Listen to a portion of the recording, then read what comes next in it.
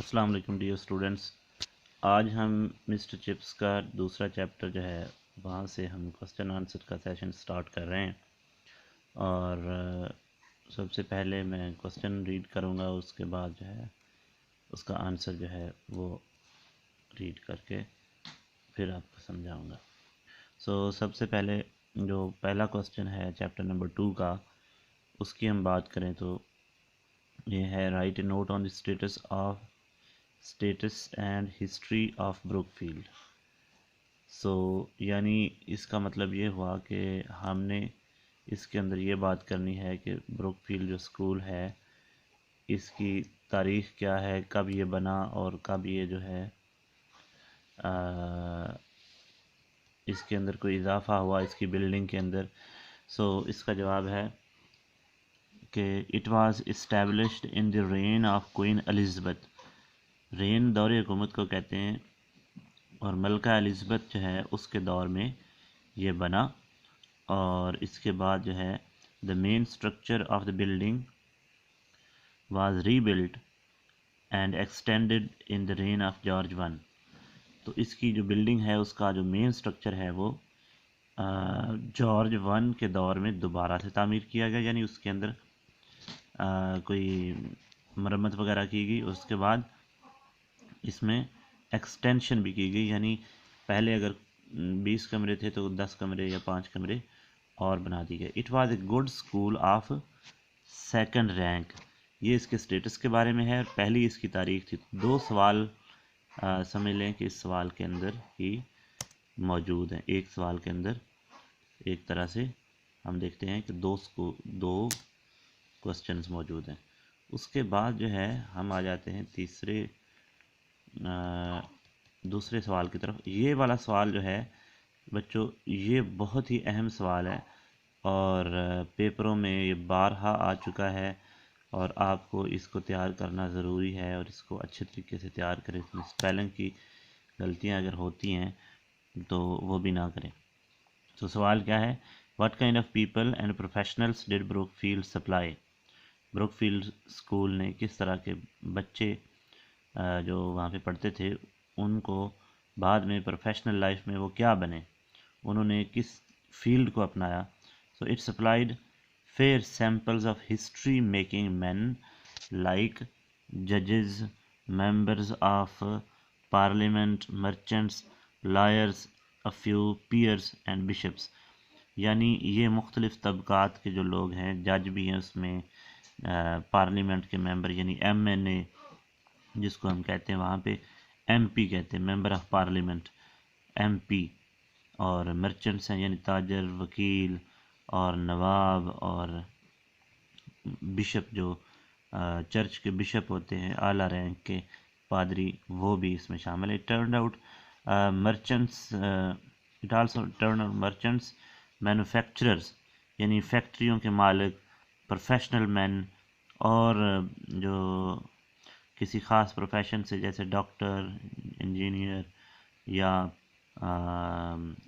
لوہار، یا اس طرح کر کے جو اس وقت کی پروفیشنز مختلف جو فیلڈ میں ہوتے ہیں اس کے، اور کنٹری اسکوائرز اینڈ پارسنز، اور دیہاتی علاقوں میں جو چودھری ٹائپ ہوتے ہیں، نواب، وہ بھی اس نے پیدا کی۔ سوال نمبر 3 کی طرف بڑھتے ہیں۔ یہ ہے what are the qualifications of mister Chips? تو مسٹر چپس جو ہے اس کی کوالیفیکیشن جو ہے وہ کیا تھی؟ یہ ہمارا سوال ہے، یعنی اس کی تعلیم کیا تھی مسٹر چپس کی؟ مسٹر چپس جو ہے he was an ordinary teacher, ایک ادنا سا عام سا مسٹر چپس ٹیچر تھا، اور ود ان ایڈیکویٹ کوالیفیکیشن، اور اس کی تعلیم کچھ خاص نہیں تھی، اسی وجہ سے اس کو بہت زیادہ ترقی نہیں ملی۔ He was simply a graduate from the Cambridge جو یونیورسٹی ہے وہاں سے اس نے گریجویشن کی ہوئی تھی، یعنی وہاں سے اس نے بی اے کی ڈگری حاصل کی ہوئی تھی۔ اس کے بعد اگر ہم دیکھیں سوال نمبر 4 آ جاتا ہے، تو سوال نمبر 4 جی کیا ہے؟ What was presented to Chips on his retirement. یہ بھی بہت مشہور سوال ہے، پیپروں میں ایک بار آ چکا ہے، تو یہ اہم سوال ہے کہ مسٹر چپس کو اس کی ریٹائرمنٹ کے اوپر کیا ملا. تو اس کا آنسر ہے کہ on his retirement he was presented with a cheque, a writing desk and a clock. یعنی ایک کلاک ان کو ملا، ایک رائٹنگ ڈیسک ان کو ملا، اور ایک چیک مل گیا، ایک کلاک ملا. یہ ساری چیزیں انہوں نے اس بات کو پیش نظر رکھا کہ وہ چیزیں جو مسٹر چپس کی بعد کی زندگی میں اس کے کام آئیں ریٹائرمنٹ کے بعد، تو وہ انہوں نے ان کو دیا. کوسچن نمبر 5 ہے a decent career decently close سے کیا مراد ہے، کمنٹ کریں. It means that Chips spent his career in a decent, honorable and graceful manner. یعنی بڑے اچھے انداز میں اس نے اپنا کیریئر نبھایا. he served Brookfield in dignified manner and left it with honor and dignity. یعنی وہاں پہ اپنی جاب بھی عزت سے کی اور عزت سے ہی وہاں سے وہ رخصت ہو گئے. سو یہ والا سوال ہو گیا ہمارا. اس کے بعد دیکھتے ہیں جی سوال number 6. What were Chips ambitions when he joined Brookfield. جب چپس نے بروکفیلڈ جوائن کیا تو اس کے کیا ارادے تھے اور کیا بننا چاہتا تھا وہ. So when he joined Brookfield he wanted to get headship or the senior most mastership of a first class school. یا تو وہ ہیڈ ماسٹر بننا چاہتا تھا یا پھر سب سے اعلیٰ درجے کا جو ٹیچر ہوتا ہے وہ بننا چاہتا تھا کسی اچھے فرسٹ رینک کے اسکول کے اندر. لیکن یہ جو چیز ہے وہ نہ ہو سکی چپس سے، اس کی قسمت یہ نہیں تھی. اس کے بعد ہے what was the status of Brookfield school. اس کا اسکول کا رینک کیا تھا، اسٹیٹس کیا تھا. Brookfield was a good school of second rank. دوسرے درجے کا اچھا اسکول تھا، پہلے درجے کا اسکول نہیں تھا. تو یہ اسکول تھا دوسرے درجے کا. جی ہاں، بروکفیلڈ جو اسکول ہے یہ کہا گیا کہ یہ دوسرے درجے کا اسکول تھا. اس کے بعد جی